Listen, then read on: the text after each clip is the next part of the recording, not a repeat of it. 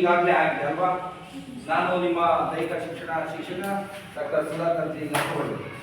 ವಿದ್ಯಾರ್ಥಿಗಳೇ, ನಾನು ಈಗಾಗಲೇ ಹಿಂದಿನ ತರಗತಿಯಲ್ಲಿ ದೈಹಿಕ ಶಿಕ್ಷಣ ವಿಷಯಕ್ಕೆ ಸಂಬಂಧಿಸಿದಂತೆ 10ನೇ ತರಗತಿಗೆ ವಿದ್ಯಾರ್ಥಿಗಳಾದ ನಿಮಗೆ ಯಾವ ರೀತಿಯಾದಂತಹ ಪಠ್ಯಕ್ರಮ ಇದೆ, ಪಠ್ಯಕ್ರಮದಲ್ಲಿರ್ತಕ್ಕಂಥ ವಿಷಯಗಳನ್ನ ನಾವು ಯಾವ್ಯಾವ ರೀತಿಯಾಗಿ ಕಲಿತೀವಿ, ತಾತ್ವಿಕ ಅಂತಂದ್ರೇನು, ಪ್ರಾಯೋಗಿಕ ಅಂತಂದ್ರೇನು, ತಾತ್ವಿಕ ಪಾಠ ಬೋಧನೆಯಲ್ಲಿ ಏನೇನು ಬರ್ತದೆ, ಪ್ರಾಯೋಗಿಕ ಪಾಠ ಬೋಧನೆಯಲ್ಲಿ ಏನು ಬರ್ತದೆ, ಪಠ್ಯ ಪುಸ್ತಕದ ರಚನೆ ಹೇಗಿದೆ, ಪ್ರಥಮ ಸೆಮಿಸ್ಟರ್ಗೆ ಏನೆಲ್ಲ ವಿಷಯಗಳಿದೆ, ಇದ್ರ ಬಗ್ಗೆ ನಿಮಗೆ ಒಂದು 30ರಿಂದ 35 ನಿಮಿಷಗಳ ಪಾಠವನ್ನು ಮಾಡಿದ್ವಿ ಅಲ್ವಾ. ಆ ಪಾಠವನ್ನು ನೀವೆಲ್ಲ ಕೇಳ್ಕೊಂಡಿದ್ರಿ.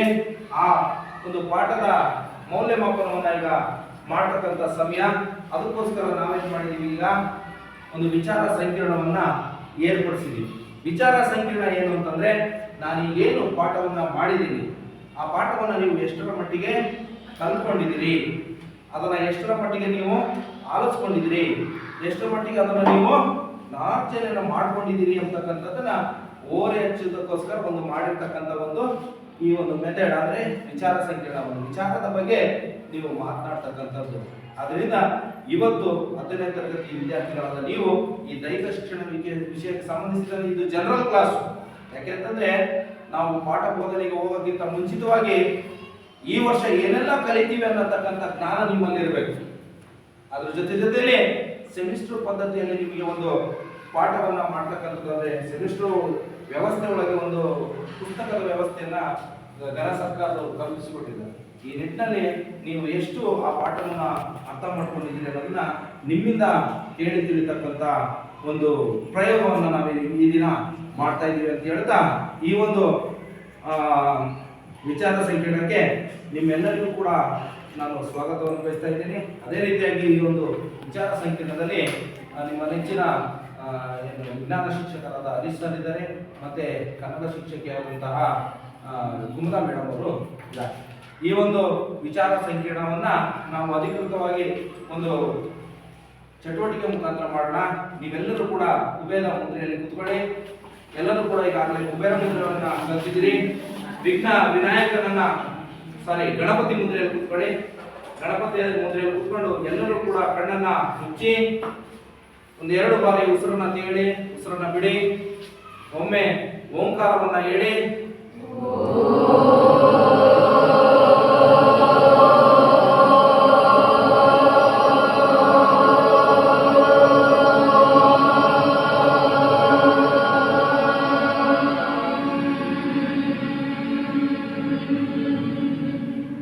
ಮತ್ತೊಮ್ಮೆ ದೀರ್ಘವಾಗಿ ಉಸಿರನ್ನ ತೆಗೆದುಕೊಳ್ಳಿ.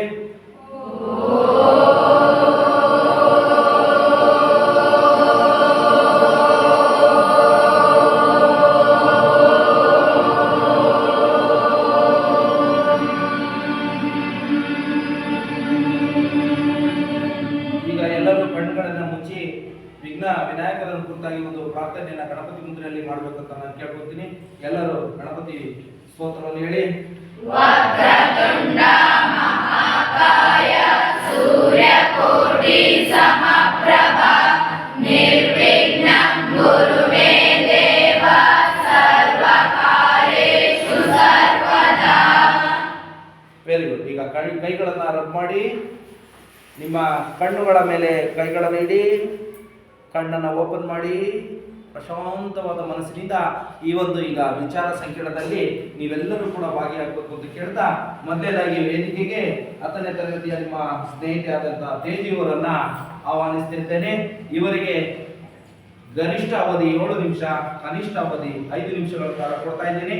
ಅವರು ತಮಗೆ ತಿಳಿದಿರ್ತಕ್ಕಂಥ ವಿಚಾರವನ್ನ ಈಗ ಸವಿವರವಾಗಿ ತಿಳಿಸ್ಬೇಕು ಅಂತ ಅವರಿಗೆ ನಾನು ವೇದಿಕೆಗೆ ಬರಮಾಡ್ಕೊಳ್ತಾ ಇದ್ದೇನೆ. ಪ್ಲೀಸ್. ಎಲ್ಲರಿಗೂ ಮೊದಲಾಗಿ ನನ್ನ ಹೆಸರು ತೇಜಸ್ವಿ HP. ನಾನು 10ನೇ ತರಗತಿಯಲ್ಲಿ ವ್ಯಾಸಂಗ ಮಾಡುತ್ತಿದ್ದೇನೆ. ನಮಗೆ ಇಲ್ಲಿ ತನಕ ನಮ್ಮ ದೈಹಿಕ ಶಿಕ್ಷಕರಾದಂತಹ ಸುಧಾಕರ್ ಸರ್ ಅವರು ತುಂಬಾನೇ ವಿವರಣೆಯನ್ನು ನೀಡಿದ್ದಾರೆ. ಈಗ ನಾನು ಸ್ವಲ್ಪ ವಿವರಣೆಗಳನ್ನು ನೀಡುತ್ತೇನೆ. ಮೊದಲನೇದಾಗಿ ನಮಗೆ ಈ ಬಾರಿ ದೈಹಿಕ ಶಿಕ್ಷಣದ ಬುಕ್ ಅನ್ನು ನೀಡಿದ್ದಾರೆ. ದೈಹಿಕ ಶಿಕ್ಷಣ 10ನೇ ತರಗತಿ ಭಾಗ 1. ನಮಗೆ 9ನೇ ತರಗತಿಯಲ್ಲಿ ಭಾಗ 1 ಭಾಗ 2 ಅಂತ ಮಾಡಿರಲಿಲ್ಲ. ಈ ಬಾರಿ ಭಾಗ 1 ಭಾಗ 2 ಅಂತ ಮಾಡಿದ್ದಾರೆ. ಯಾಕಂತಂದ್ರೆ ಸರ್ಕಾರ ನಮಗೆ 9ನೇ ತರಗತಿಯಲ್ಲಿ ನಾವು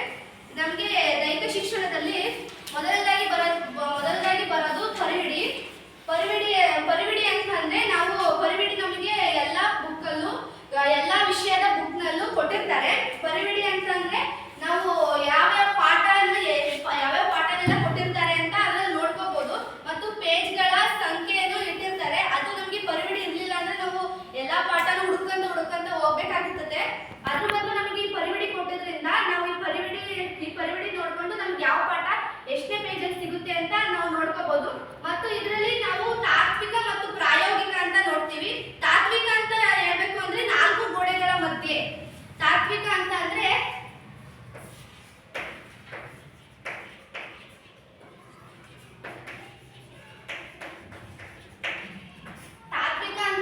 ನಾಲ್ಕು ಗೋಡೆಗಳ ಮಧ್ಯೆ ಮಾಡುವಂತಹ ಪಾಠವನ್ನು ತಾತ್ವಿಕ ಅಂತ ಕರಿತೀವಿ. ನಮ್ಗೆ ಎಲ್ಲ ಶಿಕ್ಷಕರು ತರಗತಿಯಲ್ಲಿ ಕೂರಿಸ್ಕೊಂಡು ಮಾಡ್ತಾರೆ, ಆ ಪಾಠವನ್ನು ನಾವು ತಾತ್ವಿಕ ಅಂತ ಹೇಳ್ಬೋದು. ಮತ್ತೆ ಇನ್ನೊಂದು ಪ್ರಾಯೋಗಿಕ. ಪ್ರಾಯೋಗಿಕ ಅಂತ ಅಂದ್ರೆ ನಾವು ಮೈದಾನದಲ್ಲಿ ಆಡುವಂತಹ ಆಟ ಅದನ್ನ ಅಭ್ಯಾಸ ಮಾಡೋದಕ್ಕೆ ನಾವು ಪ್ರಾಯೋಗಿಕ ಅಂತ ಕರಿತೀವಿ. ನಾವೆಲ್ಲ ಆಟ ಆಡ್ತೀವಿ, ಅಲ್ಲಿ ಅಭ್ಯಾಸ ಮಾಡುವಂತಹ ಅದನ್ನ ಅಭ್ಯಾಸ ಮಾಡೋದೇ ಪ್ರಾಯೋಗಿಕ. ಮತ್ತು ಈ ಪರಿವಿಡಿಯಲ್ಲಿ 4 ಭಾಗಗಳಿರ್ತವೆ: ಗುಂಪು ಆಟಗಳು, ಮೇಲಾಟಗಳು, ತಾಳಬದ್ಧ ಚಟುವಟಿಕೆಗಳು ಮತ್ತು ಆರೋಗ್ಯ ಶಿಕ್ಷಣ.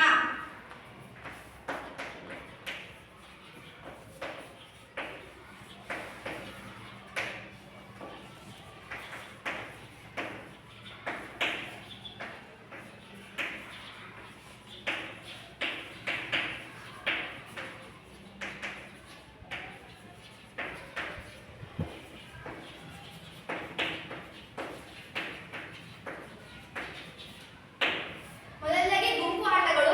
ಗುಂಪು ಆಟಗಳು ಅಂದ್ರೆ ನಮ್ಗೆ ಗುಂಪು ಆಟಗಳು ಅಂದ್ರೆ ಒಂದಕ್ಕಿಂತ ಹೆಚ್ಚು ಸಂಖ್ಯೆಯಲ್ಲಿ ಆಡುವಂತಹ ಆಟ. ಅಂದ್ರೆ ನಾವು ಒಬ್ರು ಇಲ್ಲ ಇಬ್ರು ಮೂವರು ಆಟ, ಕಬಡ್ಡಿ, ಖೋಖೋ ಅದನ್ನ ಆಡೋದನ್ನ ನಾವು ಗುಂಪು ಆಟಗಳು ಅಂತ ಕರಿತೀವಿ. ಇದರಲ್ಲಿ ಮೊದಲನೇಗೆ ಕೊಟ್ಟಿರೋದೇ ಗುಂಪು ಆಟಗಳು. ಅದರಲ್ಲಿ ಮೊದಲನೇ ಪಾಠ ಆಧುನಿಕ ಒಲಿಂಪಿಕ್ ಮತ್ತು ಏಷ್ಯನ್ ಕ್ರೀಡೆಗಳು. ಇದು ತಾತ್ವಿಕ ವಿಭಾಗ. ವಾಲಿಬಾಲ್, ಇದು ನಾವು 4 ಗೋಡೆಗಳ ಮಧ್ಯೆ ಕುತ್ಕೊಂಡು ಕೇಳುವಂತ ಪಾಠ ತಾತ್ವಿಕ. ಮತ್ತು ನಾವು ಹೊರಗಡೆ ಮೈದಾನದಲ್ಲಿ ಸಹ ಅಭ್ಯಾಸ ಮಾಡಬಹುದಾದಂಥದ್ದು ಪ್ರಾಯೋಗಿಕ. ಹಾಕಿ ಅನ್ನೋದನ್ನು ಕೊಟ್ಟಿದ್ದಾರೆ. ಹಾಕಿ ಕೂಡ ನಾವು ಮೊದಲದಾಗಿ ತರಗತಿಯಲ್ಲಿ ಕೂತು ಕೇಳುತ್ತೇವೆ, ಅದು ತಾತ್ವಿಕ. ಇನ್ನೊಂದು ಪ್ರಾಯೋಗಿಕ, ಅದನ್ನು ನಾವು ಮೈದಾನದಲ್ಲಿ ಅಭ್ಯಾಸ ಮಾಡುತ್ತೇವೆ. ನಂತರ ಮೇಲಾಟಗಳು. ಮೇಲಾಟಗಳು ಅಂತಂದ್ರೆ ಒಬ್ಬ ವ್ಯಕ್ತಿ ಅಷ್ಟೇ ಆಡುವಂತಹ ಆಟಗಳು. ಅಡೆತಡೆ ಓಟ, ನಡಿಗೆ ಸ್ಪರ್ಧೆಗಳನ್ನು ಆಡೋದು ಮೇಲಾಟಗಳು. ಮತ್ತು ತಾಳಬದ್ಧ ಚಟುವಟಿಕೆಗಳು ನಮಗೆ ಪ್ರತಿ ಶನಿವಾರ ಸುಧಾಕರ್ ಸರ್ ಅವರು ಕೂಡ ಮಾಡಿಸ್ತಾರೆ. ಲೇಸಿಂಗ್ ಡಂಬಲ್ಸ್ ಏರೋಬಿಕ್ಸ್ ಗಳನ್ನ ಮಾಡ್ತಾರೆ. ಅವನ್ನ ನಾವು ತಾಳಬದ್ಧ ಚಟುವಟಿಕೆ ಅಂತ ಕರಿತೀವಿ. ನಂತರ ಆರೋಗ್ಯ ಶಿಕ್ಷಣ. ನಮಗೆ 9ನೇ ತರಗತಿಯಲ್ಲಿ ಪ್ರಥಮ ಚಿಕಿತ್ಸೆ ಎಂಬ ಪಾಠ ಬಂದಿತ್ತು. ಅದರಲ್ಲೂ ಆರೋಗ್ಯ ಶಿಕ್ಷಣ ಎಂಬ ಭಾಗ ಬಂದಿತ್ತು. ಆರೋಗ್ಯ ಶಿಕ್ಷಣದಲ್ಲಿ ಮೊದಲನೇ ಪಾಠ ಪ್ರಥಮ ಚಿಕಿತ್ಸೆ ಅಂದ್ರೆ ನಮಗೆ ಗೊತ್ತಿರೋ ಹಾಗೆ, ಪ್ರಥಮ ಚಿಕಿತ್ಸೆ ಅಂತಂದ್ರೆ ನಾವು ಇದ್ದ ಸ್ಥಳದಲ್ಲೇ ಗಾಯಗೊಂಡರೆ ಗಾಯಕ್ಕೆ ಕೊಡುವಂತಹ ಮೊದಲನೇ ಚಿಕಿತ್ಸೆಗೆ ನಾವು ಪ್ರಥಮ ಚಿಕಿತ್ಸೆ ಅಂತ ಕರಿತೀವಿ. ಪ್ರಥಮ ಚಿಕಿತ್ಸೆ. ಮತ್ತು ನಾವು ಇಷ್ಟು ಭಾಗಗಳನ್ನ ಗುಂಪು ಆಟಗಳು, ಮೇಲಾಟಗಳು, ತಾಳಬದ್ಧ ಚಟುವಟಿಕೆಗಳು, ಆರೋಗ್ಯ ಶಿಕ್ಷಣನ ನಾವು ಈ ಪರಿವಿಡಿಯಲ್ಲಿ 4 ಭಾಗಗಳಾಗಿ ಕಾಣುತ್ತೇವೆ. ನಂತರ ತಾತ್ವಿಕ, ಪ್ರಾಯೋಗಿಕ ಅಂದ್ರೂ ನಿಮಗೆ ಇವಾಗ ತಿಳಿದಿದೆ. ತಾತ್ವಿಕ ಅಂತಂದ್ರೆ 4 ಗೋಡೆಗಳ ಮಧ್ಯೆ ಕೂತ್ಕೊಂಡು ಕಲಿಯೋದು. ಮತ್ತು ಪ್ರಾಯೋಗಿಕ ಅಂದ್ರೆ ನಾವು ಮೈದಾನದಲ್ಲಿ ಆಡುವಂತಹ ಆಟಗಳು. ಬೇಕಿದ್ರೆ ನಾವು ತಾತ್ವಿಕ ಮತ್ತು ಪ್ರಾಯೋಗಿಕ ಗುಂಪು ಆಟಗಳಿಗೆ ಉದಾಹರಣೆ ಕೊಡಬೇಕಂದ್ರೆ ಕಬಡ್ಡಿ, ಖೋಖೋ. ಮೇಲಾಟಗಳಿಗೆ ಉದಾಹರಣೆ ಅಂದ್ರೆ ವಾಕ್ ರೇಸ್, ತಾಳಬದ್ಧ ಚಟುವಟಿಕೆ ಏರೋಬಿಕ್ಸ್, ಡಂಬಲ್ಸ್,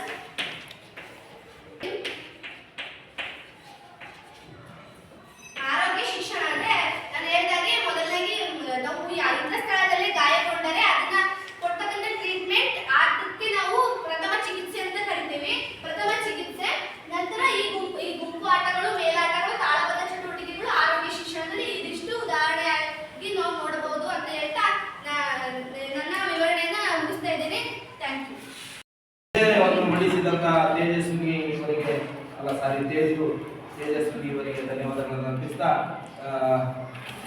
ಹುಡುಗರ ವಿಭಾಗದಲ್ಲಿ ಈಗ ವಿಷಯವನ್ನು ಮಂಡಿಸಬೇಕಾಗಿತ್ತು. ಆದರೆ ಅವರಿನ್ನೂ ಸ್ವಲ್ಪ ಪ್ರಿಪೇರ್ ಆಗ್ತಿರೋದ್ರಿಂದ 2ನೇ ವಿಚಾರ ಮಂಡನೆಗಾಗಿ ಕವಿತಾ ಅವರಿಗೆ ನಾನು ವೇದಿಕೆಯನ್ನು ಇಟ್ಕೊಳ್ತಾ ಇದ್ದೀನಿ.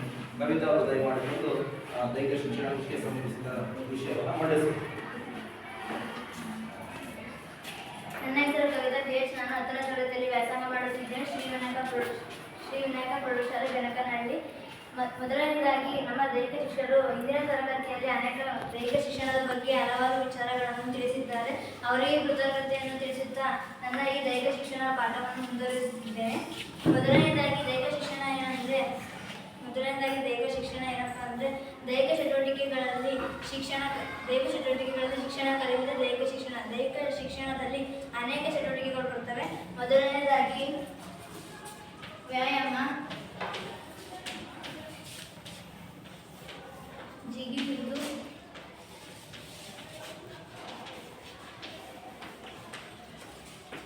ಈಜಾಡುವುದು,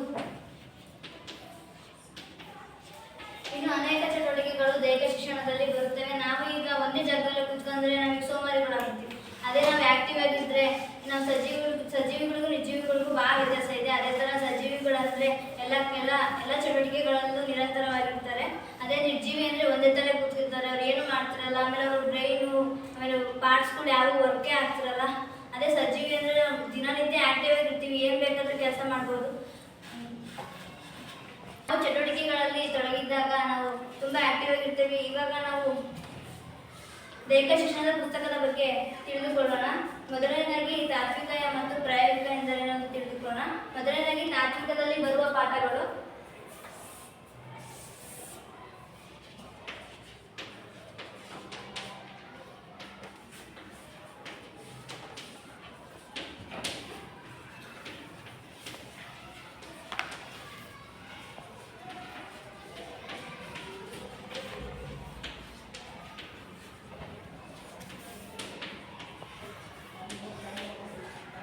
ತಾತ್ವಿಕ ಎಂದರೆ ನಾಲ್ಕು ಗೋಡೆಗಳ ಮಧ್ಯೆ ಪಾಠ ಕಲಿಯುವುದನ್ನು ತಾತ್ವಿಕ ಎನ್ನುವರು. ಈಗ ಪ್ರಾಯೋಗಿಕ ಎಂದರೆ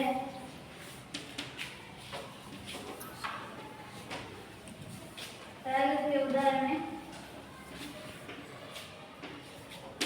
ಪ್ರಾಯೋಗಿಕ ಎಂದರೆ ಆಟದ ಮೈದಾನದಲ್ಲಿ ನಾವು ಕಲಿಯುವ ಆಟಗಳನ್ನು ಪ್ರಾಯೋಗಿಕ ಎನ್ನುವರು. ತಾತ್ವಿಕದಲ್ಲಿ ನಮಗೆ 7 ಪಾಠಗಳು ಬರ್ತವೆ. ಪ್ರಾಯೋಗಿಕದಲ್ಲಿ 6 ಪಾಠಗಳು ಬರ್ತವೆ. ಅದರಲ್ಲೇ 6 ಗುಂಪುಗಳನ್ನು ಮಾಡಿದ್ದಾರೆ. ಮೊದಲನೇದಾಗಿ ಗುಂಪು ಆಟಗಳು,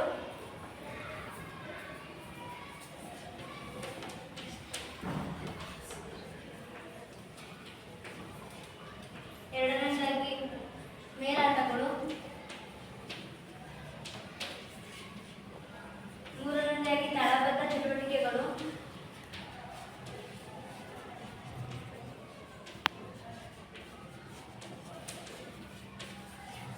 ನಾಲ್ಕನೇದಾಗಿ ಆರೋಗ್ಯ ಶಿಕ್ಷಣ,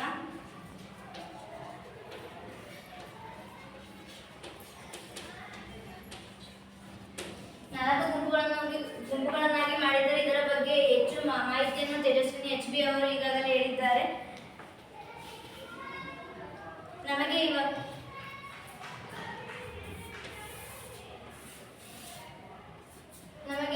ಮೊದಲನೇ ಸೆಮಿಸ್ಟರ್ ಮತ್ತು ಸೆಕೆಂಡ್ನೇ ಸೆಮಿಸ್ಟರ್ ಮಾಡಿದ್ದಾರೆ. ಯಾಕಪ್ಪ ಅಂದರೆ ಮಕ್ಕಳಿಗೆ ಭಾರ ಕಮ್ಮಿ ಆಗಬೇಕು ಅಂತ ಮಾಡಿದ್ದಾರೆ. ಅಲ್ಲಿ 2ನೇ ಪಾಠ ಇವಾಗ.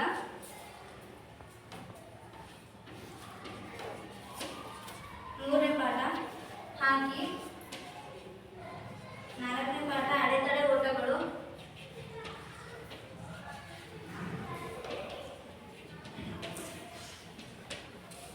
5ನೇ ಪಾಠ ನಡಿಗೆ ಸ್ಪರ್ಧೆ,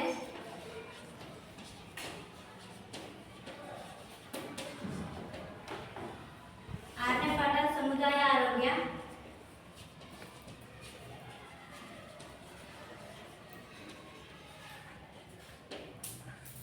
7ನೇ ಪಾಠ ಪ್ರಥಮ ಚಿಕಿತ್ಸೆ,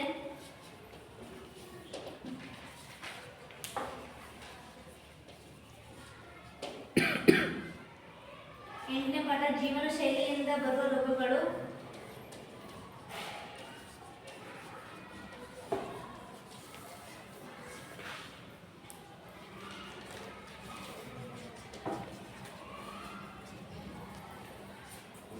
5ನೇ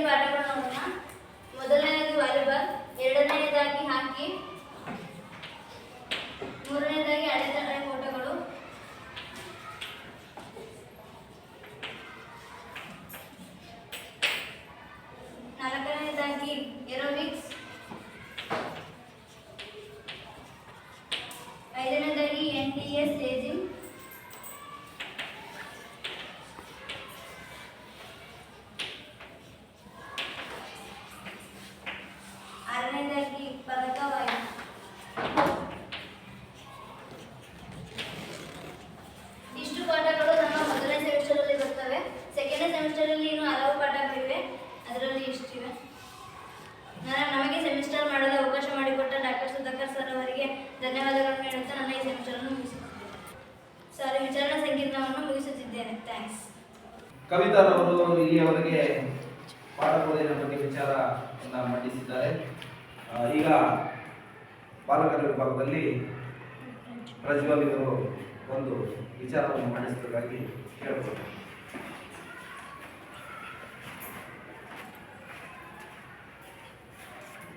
ನಮ್ಮ ಶಾಲೆಯಲ್ಲಿ ದೈಹಿಕ ಶಿಕ್ಷಣ ಶಿಕ್ಷಕರಾದ ಡಾಕ್ಟರ್ ಸುಧಾಕರ್ ಸರ್ ಅವರು ಇಂದು ನಮ್ಮ ಶಾಲೆಯಲ್ಲಿ ವಿಚಾರ ಸಮೀಕರಣವನ್ನು ವಿದ್ಯಾರ್ಥಿಗಳಿಂದ ಮಾಡಿಸಿಕೊಡುತ್ತಿದ್ದಾರೆ.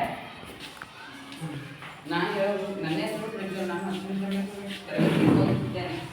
ನಮಗೆ ದೈಹಿಕ ಶಿಕ್ಷಣದಲ್ಲಿ ಮೊದಲು ತಿಳಿಯಬೇಕಾಗಿರುವುದು ಏನೆಂದರೆ ನಾವು ದೈಹಿಕ ಶಿಕ್ಷಣ ಎಂದರೆ ಎನ್ನುವುದು ತಿಳಿಯಬೇಕು. ದೈಹಿಕ ಶಿಕ್ಷಣ ಎಂದರೆ ಚಟುವಟಿಕೆಗಳ ಮುಖಾಂತರ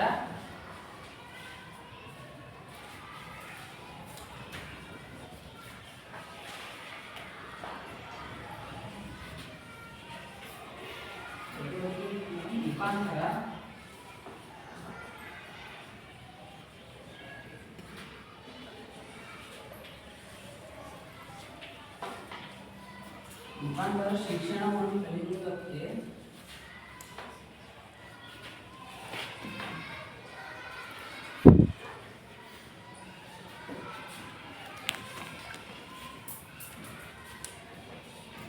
ದೈಹಿಕ ಶಿಕ್ಷಣ ಎನ್ನುವುದು.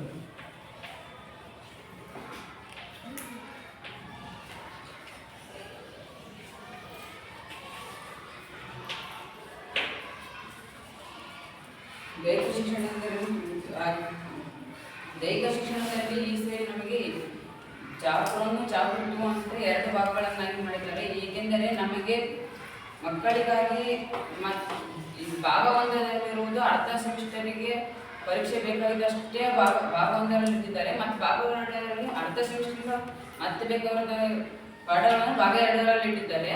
ಭಾಗ 1ರಲ್ಲಿ ತಿಳಿಯಬೇಕಾಗುತ್ತದೆ ಏನೆಂದರೆ ಭಾಗ 1ರಲ್ಲಿ ಹಲವು ತಾರ್ಕಿಕ ಮತ್ತು ಪ್ರಾಯೋಗಿಕ ಎಂಬ 2 ವಿಧಗಳನ್ನಾಗಿ ಮಾಡಿದ್ದಾರೆ. ತಾರ್ಕಿಕ ಎಂದರೆ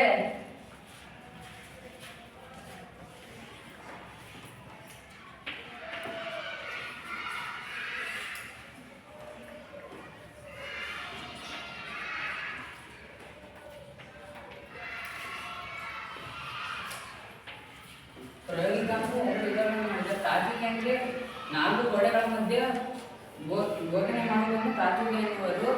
ಪ್ರಾಯೋಗಿಕ ಎಂದರೆ ಆಟದ ಮೈದಾನದಲ್ಲಿ ಬೋಧನೆ ಮಾಡುವುದನ್ನು ಪ್ರಾಯೋಗಿಕ ಎನ್ನುವರು. ತಾರ್ಕಿಕದಲ್ಲಿ ಉದಾಹರಣೆಗೆ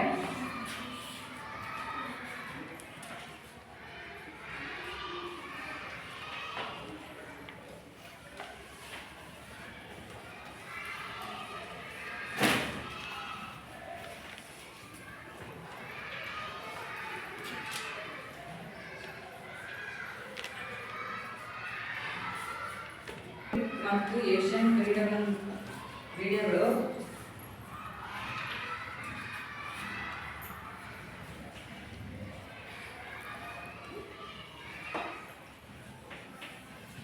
ಪ್ರಾಯೋಗಿಕದಲ್ಲಿ ವಾಲಿಬಾಲ್,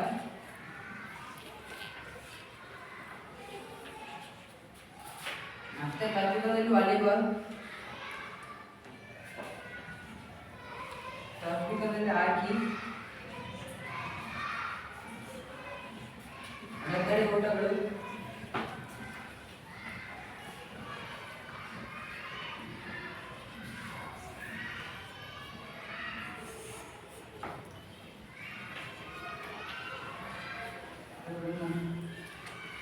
ನಡಿಗೆ ಸ್ಪರ್ಧೆ,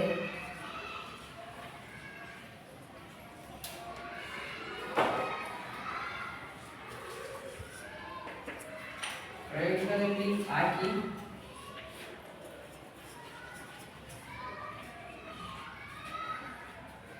ನಡಿಗೆ ಸ್ಪರ್ಧೆ,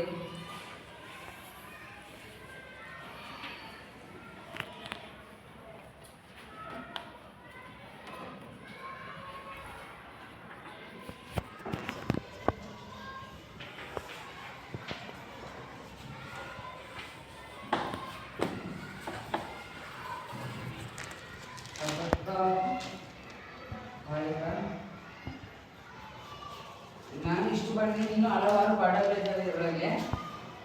ಉದಾಹರಣೆಗೆ ನಾನು ಇಷ್ಟು ಬರೆದಿದ್ದೇನೆ. ಇದರೊಳಗೆ ಮತ್ತೆ ಹಲವು ವಿಧಗಳನ್ನು ಮಾಡ್ತಾರೆ. ಅದರೊಳಗೆ ಗುಂಪು ಆಟ, ಮೇಲಾಟಗಳು ಮತ್ತು ತಾಳಪದ ಚಟುವಟಿಕೆ, ಆರೋಗ್ಯ ಶಿಕ್ಷಣ ಎಂಬ 4 ವಿಧಗಳನ್ನು ಮಾಡಿದ್ದಾರೆ. 4 ಉದಾಹರಣೆ. ಗುಂಪು ಆಟಗಳಿಗೆ ಉದಾಹರಣೆ ಅಂದರೆ ವಾಲಿಬಾಲ್, ಹಾಕಿ, ಖೋ-ಖೋ, ಕಬಡ್ಡಿ. ಮತ್ತೆ ಮೇಲಾಟಗಳಲ್ಲಿ ಅಡೆತಡೆ ಓಟಗಳು, ನಡಿಗೆ ಸ್ಪರ್ಧೆ, 100 ಮೀಟರ್ ಓಟಗಳು. ಮತ್ತು ತಾಳಪದ ಚಟುವಟಿಕೆಗಳಲ್ಲಿ ಏರೋಬಿಕ್ಸ್, ಡಂಬಲ್ ಚಟುವಟಿಕೆಗಳಲ್ಲಿ ಏರೋಬಿಕ್ಸ್, ಡಂಬಲ್ಸ್, ಲೇಸಿಂಗ್. ಮತ್ತು ಆರೋಗ್ಯ ಶಿಕ್ಷಣದಲ್ಲಿ ಪ್ರಥಮ ಚಿಕಿತ್ಸೆ, ಸಮುದಾಯ ಆರೋಗ್ಯ. ಮತ್ತು ಆರೋಗ್ಯ ಅಂದರೆ ನಮ್ಮ ಶಾಲೆ ಹಿಂದೆ ಒಂದು ಆಸ್ಪತ್ರೆ ಇದೆ. ಅಲ್ಲಿ ನಮಗೆ ಏನಾರಾದರೆ ತೋರಿಸಬಹುದು. ಅಲ್ಲಿ ಹಲವಾರು ನಮಗೆ ಏನೇ ರೋಗಗಳಿದ್ರು ಅಲ್ಲಿ ಪ್ರಥಮ ಆರೋಗ್ಯಗಳಲ್ಲಿ ಮತ್ತೆ ಪ್ರಥಮ ಚಿಕಿತ್ಸೆ. ಆಸ್ಪತ್ರೆಗೆ ಹೋದರೆ ಹಲವು ರೋಗಗಳಿಗೆ ಮೆಡಿಸಿನ್ ಕೊಡ್ತಾರೆ. ಈ ದೈಹಿಕ ಶಿಕ್ಷಣದಲ್ಲಿ ಯೋಗಾಸನ ಅಂತ ಬರುತ್ತೆ. ಅದನ್ನು ಮಾಡೋದ್ರಿಂದ ಹಲವು ರೋಗಗಳು ಕಡಿಮೆ ಆಗುತ್ತೆ. ಬೆನ್ನು ನೋವು ಹೋಗಿದ್ರೆ ಕಡಿಮೆ ಆಗುತ್ತೆ. ಇಷ್ಟು ಹೇಳಲು ಅವಕಾಶ ಮಾಡಿಕೊಟ್ಟ ತಮ್ಮೆಲ್ಲರಿಗೂ ಇಷ್ಟು ಇಚ್ಛಾರ್ಥ ಸಂಕಿರಣ ಹೇಳೋದು ನಮ್ಮ ಸರ್. ಧನ್ಯವಾದ. ಈ ವಿಚಾರ ಸಂಕಿರಣದಲ್ಲಿ ಪ್ರಜ್ವಲ್ ರವರು ಸ್ವಲ್ಪ ನರ್ವಸ್ ಆಗಿ ವಿಷಯ ಅವರಿಗೆ ಗೊತ್ತಿದೆ, ಆದರೆ ಪ್ರಥಮ ಬಾರಿಗೆ ಅವರು ವೇದಿಕೆಗೆ ಬಂದಿದ್ದರಿಂದ ಸ್ವಲ್ಪ ನರ್ವಸ್ ಆಗಿದ್ದಾರೆ.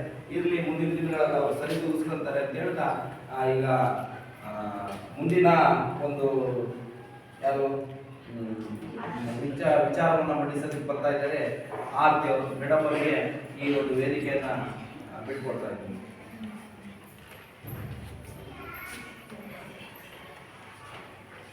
ನನ್ನ ಹೆಸರು ಆರತಿ. ನಾನು ಶ್ರೀವಿನಾಯಕ ಪ್ರೌಢಶಾಲೆ ಬೆನಕನಹಳ್ಳಿಯಲ್ಲಿ ವ್ಯಾಸಂಗ ಮಾಡ್ತಿದ್ದೇನೆ. 10ನೇ ತರಗತಿಯಲ್ಲಿ ವ್ಯಾಸಂಗ ಮಾಡ್ತಿದ್ದೇನೆ. ಮೊದಲನೇದಾಗಿ ನಾವಿದಾಗಲೇ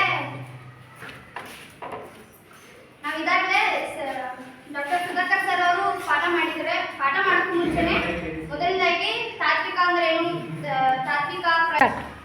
ಮೊದಲನೇದಾಗಿ ನಾವು ಇದಾಗಲೇ ಡಾಕ್ಟರ್ ಸುಧಾಕರ್ ಸರ್ ಹೇಳ್ದಂಗೆ ಪಾಠ ಪ್ರವಚನಗಳ ಮುಂಚೆನೆ ಪರಿವಿಡಿಯಲ್ಲಿ ಬರುವಂತಹ ಪ್ರಾಯೋಗಿಕ ಮತ್ತು ತಾತ್ವಿಕ ಅವುಗಳಂತಹ 4 ಗುಂಪುಗಳ ಆಟಗಳು ಮತ್ತು ಅದರಲ್ಲಿ ಬರೋ ಆರೋಗ್ಯ ಅಂದ್ರೇನು, ದೈಹಿಕ ಶಿಕ್ಷಣ ಅಂದ್ರೇನು, ಅವನ್ನೆಲ್ಲ ನಾವಲ್ಲೇ ದೈಹಿಕ ಶಿಕ್ಷಕರಾದಂತಹ ಡಾಕ್ಟರ್ ಸುಧಾಕರ್ ಸರ್ ಅವರ ಮೂಲಕ ಅರ್ಥ ಮಾಡ್ಕೊಂಡಿದ್ದೀವಿ. ಈಗ ಮೊದಲನೇದಾಗಿ ದೈಹಿಕ ಶಿಕ್ಷಣ ಅಂದ್ರೆ ಏನು ಅಂತ ನಾನು ಹೇಳ್ಕೊಡ್ತೀನಿ. ದೈಹಿಕ ಚಟುವಟಿಕೆಗಳ ಮೂಲಕ ಶಿಕ್ಷಣವನ್ನ ಕಲಿಯೋದನ್ನ ನಾವು ದೈಹಿಕ ಶಿಕ್ಷಣ ಅಂತೀವಿ.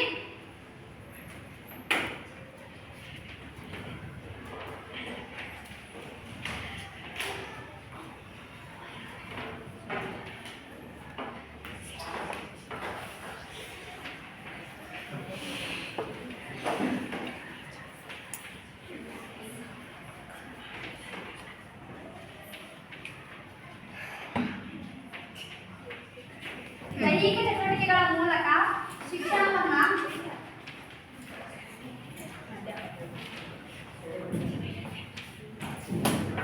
ಕಲಿಯೋದನ್ನ ಅಥವಾ ಸಂಬೋಧನೆಯನ್ನು ಮಾಡೋದನ್ನ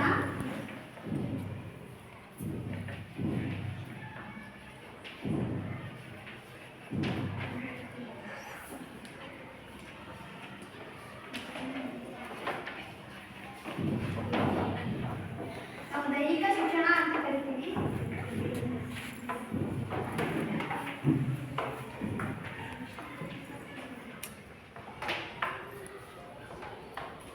ಈ ದೈಹಿಕ ಚಟುವಟಿಕೆಗಳಲ್ಲಿ ಪಾಲ್ಗೊಳ್ಳುವುದು ನಮ್ಮ ದೇಹದ ಅಂಗಾಂಗಗಳೇ. ಉದಾಹರಣೆಗೆ ನಾವೀಗ ನಡೀತೀವಿ ಅಂದ್ರೆ ನಮ್ಮ ಕಾಲುಗಳು ಆ ಚಟುವಟಿಕೆಗಳಲ್ಲಿ ಪಾಲ್ಗೊಳ್ತವೆ. ಅದೇ ಸ್ವಲ್ಪ ಜೋರಾಗಿ ನಡ್ಕೊಂತ ಹೋದ್ರೆ ನಮ್ಮ ಶ್ವಾಸಕೋಶ ಉಸಿರಾಟ ಹೆಚ್ಚಿಗೆ ಆಗ್ತಾ ಹೋಗುತ್ತೆ.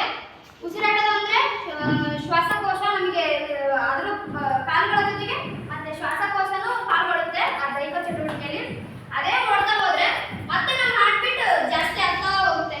ಹಂಗೆ ಮತ್ತೆ ಕಾಲುಗಳ ಜೊತೆಗೆ ಮತ್ತೆ ಶ್ವಾಸಕೋಶ ಮತ್ತೆ ಅದರ ಜೊತೆಗೆ ಹೃದಯನೂ ನಮ್ಮ ದೈಹಿಕ ಚಟುವಟಿಕೆಯಲ್ಲಿ ಪಾಲ್ಗೊಳ್ಳುತ್ತೆ. ನಮ್ಮ ದೇಹದ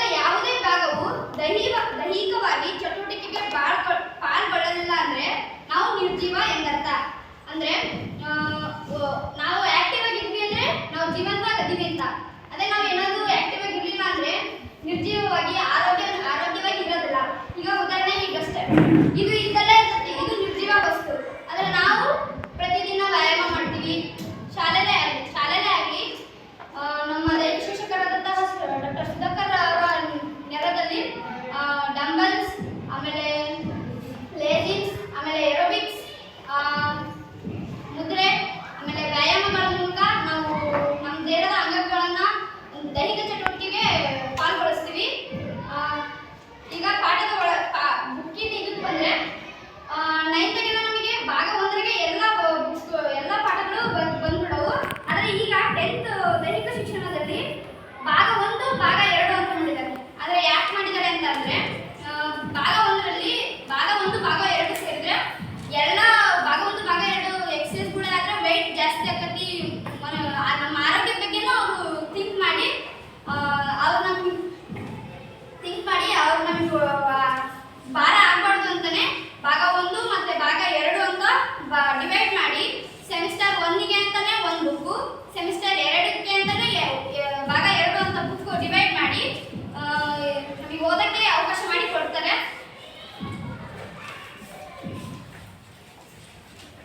ಹಾಗೆ ಪಾಠದ ಒಳಗೆ ಬಂದರೆ ಇಲ್ಲಿ ಪರಿವಿಡಿ ಅಂತ ಸಿಗ್ತೈತಿ.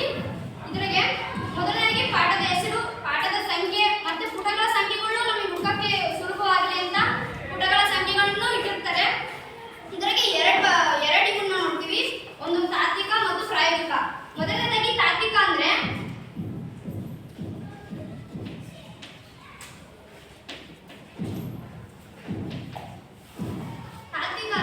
ಕೇವಲ 4 ಗೋಡೆಗಳ ನಡುವೆ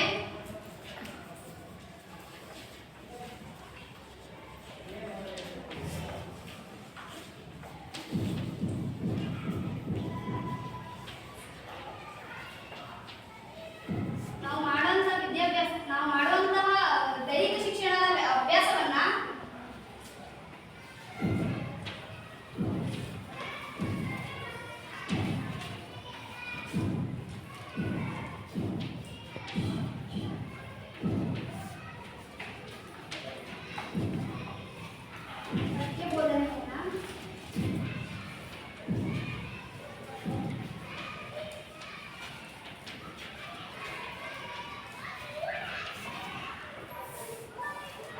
ತಾತ್ವಿಕ ಅಂತ ಕರಿತೀವಿ.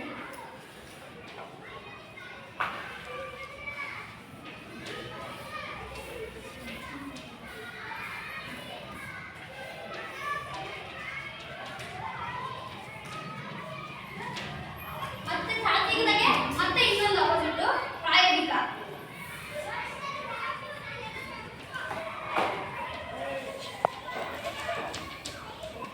ಈ ಪ್ರಾಯೋಗಿಕ ಅಂದ್ರೆ ನಾವು 4 ಗೋಡೆಗಳ ನಡುವೆ ಮಾಡುವಂತಹ ದೈಹಿಕ ಶಿಕ್ಷಣದ ಪಾಠದ ಬೋಧನೆಯನ್ನ ತಾತ್ವಿಕ ಅಂತ ಕರಿತೀವಿ. ಅದೇ ಅಂಗಣದಲ್ಲಿ ನಮ್ಮ ದೇಹದ ಅಂಗಗಳನ್ನು ಬಳಸಿಕೊಂಡು ಚಟುವಟಿಕೆಗಳನ್ನು ಮಾಡುವುದನ್ನು ನಾವು ಪ್ರಾಯೋಗಿಕ ಅಂತಲೂ ಕರಿತೀವಿ.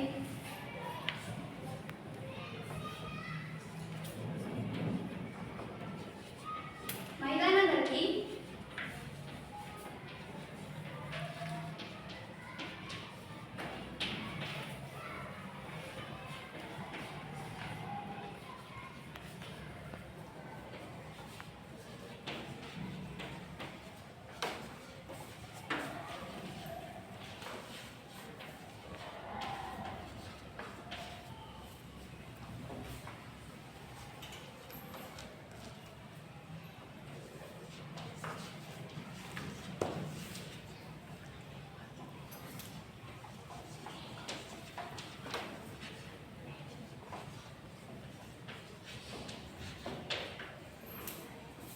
ಅಂದ್ರೆ ಇದ್ರ ದತ್ತ ಪ್ರಾಯೋಗಿಕ ಅಂದ್ರೆ ಮೈದಾನದಲ್ಲಿ ನಾವು ರನ್ನಿಂಗ್ ರೇಸ್ ಮಾಡ್ಬೇಕು ಅಂದ್ರೆ ಸ್ಪೀಡು, ಆಮೇಲೆ ನಾವು ಯಾವ ತರ ವಾಕ್ ಮಾಡ್ಬೇಕು,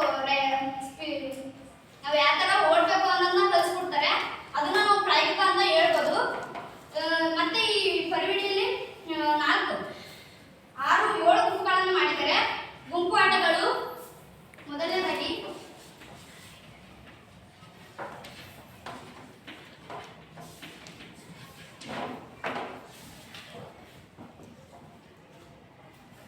ಮೇಲಾಟಗಳು,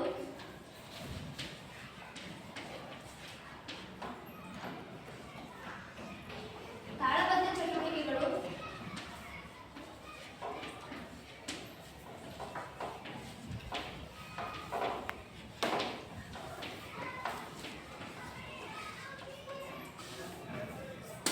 ಆರೋಗ್ಯ ಶಿಕ್ಷಣ,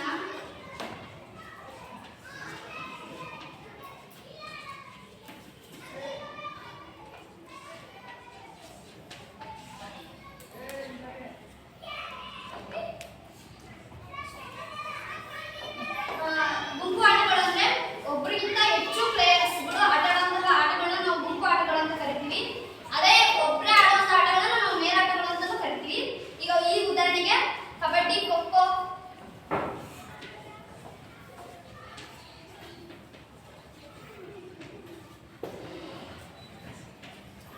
ವಾಲಿಬಾಲ್,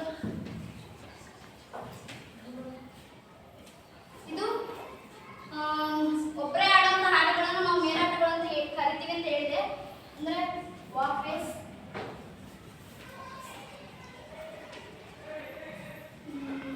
ರನ್ನಿಂಗ್ ರೇಸ್,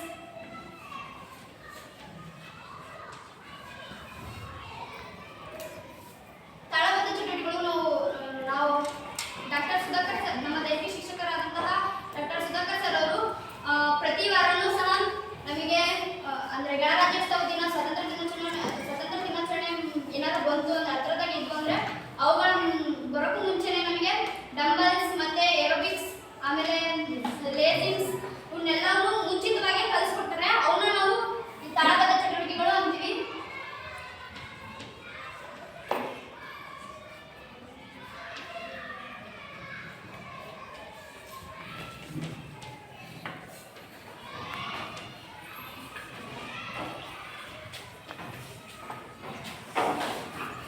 ಈಗ ಆರೋಗ್ಯ ಶಿಕ್ಷಣ.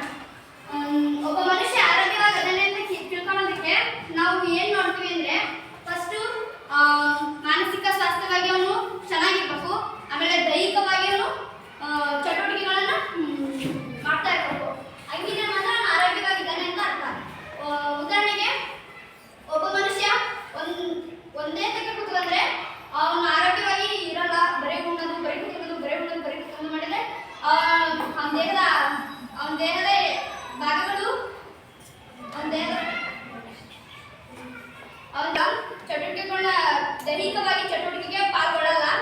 ಅದೇ ಒಬ್ಬ ಮನುಷ್ಯ ತಮ್ಮ ದೈಹಿಕವಾಗಿ ಚಟುವಟಿಕೆಗಳಲ್ಲಿ ಪಾಲ್ಗೊಳ್ಳುವುದರಿಂದ ಅವನ ಆರೋಗ್ಯವಾಗಿರ್ತಾನೆ ಮತ್ತು ದೈಹಿಕವಾಗಿ ಚಟುವಟಿಕೆಗಳಿಗೂ ಪಾಲ್ಗೊಳ್ತಾನೆ.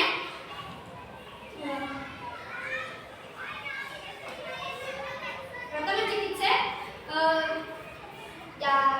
ಏನಾದರೂ ಅಪಘಾತ ಅಥವಾ ಅನಾಹುತ ಆಯ್ತು ಅಂದ್ರೆ ಅದು ಹಾಸ್ಪಿಟ್ಲಿಗೆ ಕರ್ಕೊಂಡು ಹೋಗೋ ಮುಂಚೆನೇ ಕೊಡುವಂತಹ ಚಿಕಿತ್ಸೆನ ನಾವು ಪ್ರಥಮ ಚಿಕಿತ್ಸೆ ಅಂತ ಹೇಳ್ತೀವಿ. ಉದಾಹರಣೆಗೆ ನೀರಲ್ಲಿ ಬಿದ್ದಾನೆ ಅಂದ್ರೆ ಹಾಸ್ಪಿಟ್ಲಿಗೆ ಕರ್ಕೊಂಡು ಹೋಗೋ ಮುಂಚೆನೆ ಅವನ ಅಂಗಾತವಾಗಿ ಮಲಗಿಸಿ ಅವನ ಬೆನ್ನನ್ನ ಹಿಚಕಿ ಆಮೇಲೆ ಅವನು ಉಸಿರನ್ನ ಬಾಯಿಗೆ ಬಾಯಿ ಕೊಟ್ಟು ಉಸಿರನ್ನ ಎಳೆಯೋದ್ರಿಂದ ಅದ್ರ ಮೂಲಕ ನಾವು ಪ್ರಥಮ ಚಿಕಿತ್ಸೆನ ಕೊಡ್ತೀವಿ.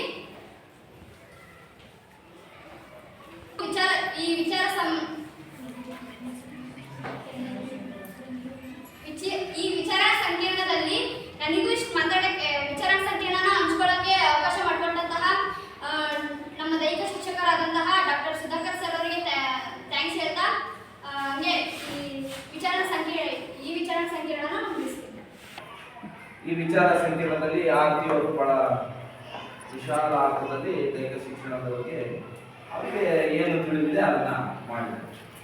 ಒಟ್ಟು 3 ವಿದ್ಯಾರ್ಥಿನಿಯರು ಹಾಗೂ ಒಬ್ಬ ವಿದ್ಯಾರ್ಥಿ ಈ ಒಂದು ವಿಚಾರ ಸಂಕಿರಣದಲ್ಲಿ ಭಾಗವಹಿಸಿದ್ದಾರೆ. ಇನ್ನು ಮುಂದಿನ ದಿನಗಳಲ್ಲಿ ಪ್ರತಿಯೊಂದು ಪಾಠದಲ್ಲಿಯೂ ಕೂಡ ಈ ರೀತಿಯಾದ ಒಂದು ಆಕ್ಟಿವಿಟಿಗಳನ್ನು ನಾವು ಮಾಡಬೇಕು. ನಾವು ಪಾಠ ಮಾಡೋದು, ಅದನ್ನು ನೀವು ಅರ್ಥ ಮಾಡ್ಕೊಳ್ಳೋದು, ನೀವೆಷ್ಟು ಮಟ್ಟಿಗೆ ಅರ್ಥ ಮಾಡ್ಕೊಂಡಿದ್ದೀರಿ ಅನ್ನೋದನ್ನ ನೀವು ಇಲ್ಕೊಂದು ಹೇಳೋದು. ಸ್ವಲ್ಪ ತಪ್ಪುಗಳಿದ್ದಾಗ ಸಹಜವಾಗಿ ಅದನ್ನು ತಿದ್ದೋದಕ್ಕೆ ಅವಕಾಶ ಆಗುತ್ತೆ. ಮತ್ತೆ ನೀವೇ ಕಲಿತಾ ಹೋದಾಗ ಅದು ಎಫೆಕ್ಟಿವ್ ಟೀಚಿಂಗ್ ಆಗ್ತದೆ ಅಂತಕ್ಕಂಥದ್ದು ಒಂದು ದೂರದ ಆಲೋಚನೆ ಮತ್ತು ಒಳ್ಳೆಯ ಆಲೋಚನೆ. ನಾನು ಈಗಾಗಲೇ ಕಳೆದ ತರಗತಿಯಲ್ಲಿ ಇದ್ರ ಬಗ್ಗೆ ವಿಚಾರಗಳನ್ನು ಹೇಳಿದ್ವಿ. ನಾನು ಯಾವುದೇ ರೀತಿಯಾದಂತಹ ನಿಮಗೆ ಸೋರ್ಸನ್ನು ಕೂಡ ಕೊಟ್ಟಿಲ್ಲ ಅಥವಾ ನಿಮಗೆ ಇದೇ ರೀತಿ ಮಾಡಿ ಅಂತಲೂ ಕೂಡ ಹೇಳಿಲ್ಲ. ಸಣ್ಣ ಪುಟ್ಟ ಏನಾದ್ರು ತೋರ್ಸಕ್ಕೆ ಬಂದ್ರೆ ನೀವು ಮಾಡಿ, ಆಗುತ್ತೆ ಮಾಡಿ ಅಂತ ಹೇಳಿದ್ರು. ಹೈಸ್ಕೂಲ್ನಲ್ಲಿ ಓದ್ತಕ್ಕಂಥ ವಿದ್ಯಾರ್ಥಿಗಳು ಕಾಲೇಜಿನಲ್ಲಿ ಇರ್ತಕ್ಕಂಥ ವಿದ್ಯಾರ್ಥಿಗಳ ಉಪಾಧಿಯಲ್ಲಿ ನೀವು ಪಾಠವನ್ನು ಮಾಡಿದ್ರೆ ನಮ್ಗೆ ಬಹಳ ಸಂತೋಷ ಆಗಿದೆ. ಯಾಕೆ ಅಂತಂದ್ರೆ ನಾವು ಓದುವಾಗ ನಾವು ಕೂಡ ಈ ವಿಚಾರ ಸಂಕಿರಣಗಳಲ್ಲಿ ಪ್ರಬಂಧಗಳನ್ನಾಗಲಿ ಅಥವಾ ಪತ್ರಿಕೆಗಳನ್ನಾಗಲಿ ಮಂಡಿಸಬೇಕಾದ್ರೆ ನಾವು ಕೂಡ ನರ್ವಸ್ ಆಗ್ತಾ ಇದ್ವಿ. ಆದರೆ ನಮ್ಮ ವಿದ್ಯಾರ್ಥಿಗಳು ಈ ನಿಟ್ಟಿನಲ್ಲಿ ಒಂದು ಪ್ರಥಮ ಪ್ರಯೋಗದಲ್ಲಿ ಯಶಸ್ವಿ ಆಗಿದ್ದಾರೆ ಅಂತ ಹೇಳೋದಕ್ಕೆ ನಾನು ಬಯಸ್ತೀನಿ. ಯಾಕೆಂತಂದ್ರೆ ಏನೋ ತಿಳಿದಿರೋ ವಿಚಾರವನ್ನು ನೀವು ಹೇಳಿದ್ದೀರಿ, ಅದು 70% ರಿಲೆವೆಂಟ್ ಆಗಿದೆ. ಆದರೆ ನೀವು ಭಿನ್ನವಾಗಿ ಹೇಳೋ ಪ್ರಯತ್ನವನ್ನು ಮಾಡಿದ್ದೀರಿ, ಅದಕ್ಕೆ ನಾನು ನಿಮಗೆ ಶುಭಾಶಯಗಳನ್ನು ಕೋರ್ತೀನಿ. ನೋಡ್ರಿ, ಯಾವುದೇ ವಿಚಾರಗಳನ್ನಾಗಲಿ ನಾವು ಕಲ್ತು ಅದನ್ನು ನಾವು ಪ್ರೆಸೆಂಟ್ ಮಾಡಬೇಕಾದ್ರೆ ಎಷ್ಟು ಈಗ ಶಿಕ್ಷಕರು ಹೇಳಿದ್ದನ್ನ ಮತ್ತು ವಾಪಸ್ ನೀವು ಪ್ರೆಸೆಂಟ್ ಮಾಡಬೇಕಾದ್ರೆ ಎಷ್ಟು ನಿಮಗೆ ಕಷ್ಟ ಆಗುತ್ತೆ ಅಂತೇಳಿ ನೀವು ಮಾಡಿದವರಿಗೆ ಗೊತ್ತಾಯ್ತು. ಈಗ ಆದರೆ ನೀವು ಅಲ್ಲಿ ಕೂತಾಗ ಮಾತಾಡ್ತಾ ಇರ್ತೀರಿ ನಾವು ಪಾಠ ಮಾಡಬೇಕಾದ್ರೆ, ಆದರೆ ನೀವು ಇಲ್ಲಿ ಬಂದಾಗ ಅದು ಎಷ್ಟು ಕಷ್ಟ ಇರ್ತದೆ ಅನ್ನೋದು ಗೊತ್ತಾಯ್ತು. ನೀವು ಚೀಟಿ ಇಟ್ಕೊಂಡಿದ್ರಿ, ಪುಸ್ತಕ ಇಟ್ಕೊಂಡಿದ್ರಿ, ಎಲ್ಲರೂ ಇಟ್ಕೊಂಡಿದ್ರಿ, ಓದ್ಕೊಂಬಂದಿದ್ರಿ, ಆದರೂ ಕೂಡ ವಿಷಯವನ್ನು ಮಂಡಿಸ್ಬೇಕಾದ್ರೆ ಎಷ್ಟೆಲ್ಲ ಸಮಸ್ಯೆಗಳು ಎದುರಾಗ್ತವೆ. ಆದರೂ ಕೂಡ ಇದ್ದಿದ್ರಲ್ಲಿ ಬಹಳ ಚೆನ್ನಾಗೇನೆ ಪ್ರೆಸೆಂಟ್ ಮಾಡಿದ್ದೀವಿ. ಇಷ್ಟೊಂದು ಧೈರ್ಯದಿಂದ ಇಷ್ಟೊಂದು ವಿಷಯಗಳನ್ನ ನೆನಪು ಮಾಡಿಕೊಂಡು ಹಿಂದೆ ಮುಂದೆ ಆಗಿರ್ಬೋದು, ಹೇಳೋದ್ರಲ್ಲಿ ಒಂದು ಸ್ವಲ್ಪ ಹಿಂದೆ ಮುಂದೆ ಆಗಿರ್ಬೋದು, ಆದರೂ ಕೂಡ ವಿಷಯಗಳನ್ನು ಹೇಳಿದ್ದೀವಿ. ಬಹಳ ಚೆನ್ನಾಗಿ ಒಂದು ವಿಚಾರ ಸಂಕಿರಣ ಆಗಿದೆ. ಸಂಕ್ಷಿಪ್ತವಾಗಿ ಹೇಳ್ಬೇಕಂತಂದ್ರೆ ನಾನು ನಿಮಗೆ ಪಾಠ ಮಾಡಿದ್ದು ದೈಹಿಕ ಶಿಕ್ಷಣ ಅಂತಂದ್ರೇನು, ಚಟುವಟಿಕೆಗಳು ಅಂತಂದ್ರೇನು, ಆಮೇಲೆ ಆಟೋಟಗಳಲ್ಲಿ ಯಾವ್ಯಾವ ರೀತಿ ಇರುತ್ತೆ, ತಾತ್ವಿಕ ಅಂತಂದ್ರೇನು, ಪ್ರಾಯೋಗಿಕ ಅಂತಂದ್ರೇನು, ಪಠ್ಯಪುಸ್ತಕದಲ್ಲಿ ಯಾಕೆ ಇದು ಮಾಡಿದರೆ ತಾತ್ವಿಕದಲ್ಲಿ ಯಾವ ಬರ್ತಾರೆ, ಪ್ರಾಯೋಗಿಕದಲ್ಲಿ ಯಾಕೆ ಬರ್ತಾರೆ ಅನ್ನೋದನ್ನ ನೀವೆಲ್ಲರೂ ಕೂಡ ಬಹಳ ಸರಳವಾಗಿ, ನಾನು ಸರಳವಾದ ಭಾಷೆಯಲ್ಲಿ ನಿಮಗೆ ಹೇಳಿದ್ದೆ, ನೀವು ಸರಳವಾಗಿ ಕೂಡ ಕೇಳಿದ್ದೀರಿ. ಯಾವುದೇ ಒಂದು ವಿಚಾರವನ್ನ ನಾವು ಪಾಠ ಮಾಡಿದಾಗ ಅದನ್ನ ಮೌಲ್ಯಮಾಪನ ಮಾಡ್ತಕ್ಕಂಥದ್ದು ಶಿಕ್ಷಕರ ಕರ್ತವ್ಯ ಆಗಿರುತ್ತೆ. ಆ ನಿಟ್ಟಿನಲ್ಲಿ ಒಂದು ಹೊಸ ಮಾದರಿಯಲ್ಲಿ ಮೌಲ್ಯಮಾಪನವನ್ನು ಮಾಡ್ತಕ್ಕಂಥ ವಿಧಾನಗಳಲ್ಲಿ ಈ ರೀತಿ ಮಾಡೋದ್ರಿಂದ ಕೂತು ನೋಡ್ತಕ್ಕಂಥವ್ರಿಗೆ, ಕೂತು ಕಲಿತಂಥವ್ರಿಗೆ ಅನುಕೂಲ ಆಗ್ತದೆ ಅಂತಕ್ಕಂಥ ವಿಚಾರವನ್ನು ನಿಮಗೆ ಅರ್ಥ ಆಯ್ತಿದೆ ಅಲ್ವಾ? ನೀವು ಅದಕ್ಕೆ ಪ್ರಿಪ್ರೇಷನ್ ಹಾಕುವಾಗ, ಇಲ್ಲಿ ಬಂದು ಹೇಳುವಾಗ ಶಿಕ್ಷಕರು ಎಷ್ಟು ಕಷ್ಟಪಟ್ಟು ಪಾಠ ಮಾಡ್ತಾರೆ, ನಾವು ಹೆಂಗಿರ್ಬೇಕು ಅನ್ನೋದು ಈಗ ನಿಮ್ಗೆ ಗೊತ್ತಾಯ್ತು ಅಲ್ವಾ? ಅದೇ ರೀತಿಯಾಗಿ ನೀವಾಗೆ ಹೊಸ ಹೊಸ ವಿಧಾನಗಳನ್ನು ಅಳವಡಿಸ್ಕೊಂಡು ಮಾಡ್ತಕ್ಕಂಥದ್ದು, ಕಪ್ಪು ಅಲಿಗೆನ ಬಳಸ್ಕೊಂಡು ಇದು ಚಾಕ್ಪೀಸ್ ತಗೊಂಡು ಬರಿಬೇಕಾದ್ರೆ ನಿಮ್ಮಲ್ಲಿ ಆಗ್ತಕ್ಕಂಥ ತರಗಳು ಎಲ್ಲಿ ತಪ್ಪು ರೀತಿನೋ ಏನು, ಇವೆಲ್ಲವೂ ಕೂಡ ಸಹಜವಾಗಿದೆ. ಈ ವಿಚಾರ ಸಂಕಿರಣದಲ್ಲಿ ನಾನು ಏನು ಪಾಠ ಮಾಡಿದ್ದೆ ಆ ವಿಚಾರವನ್ನು ನೀವು ಬಹಳ ಅಚ್ಚುಕಟ್ಟಾಗಿ ಮಂಡಿಸಿದ್ದೀರಿ ಅಂತೇಳಿ ಈ ವಿಚಾರ ಸಂಕಿರಣದಲ್ಲಿ ಭಾಗಿಯಾದಂಥ ಎಲ್ಲ ವಿದ್ಯಾರ್ಥಿಗಳು ಹಾಗೂ ಸಹಕರಿಸಿದಂಥ ಶಿಕ್ಷಕ ಬಂಧುಗಳಿಗೂ ವಂದನೆಗಳನ್ನು ತಿಳಿಸ್ತಾ ಈ ವಿಚಾರ ಮಂಡನೆಯನ್ನ ಇಲ್ಲಿಗೆ ಮುಗಿಸ್ತಿದ್ದೇನೆ. ಧನ್ಯವಾದಗಳು.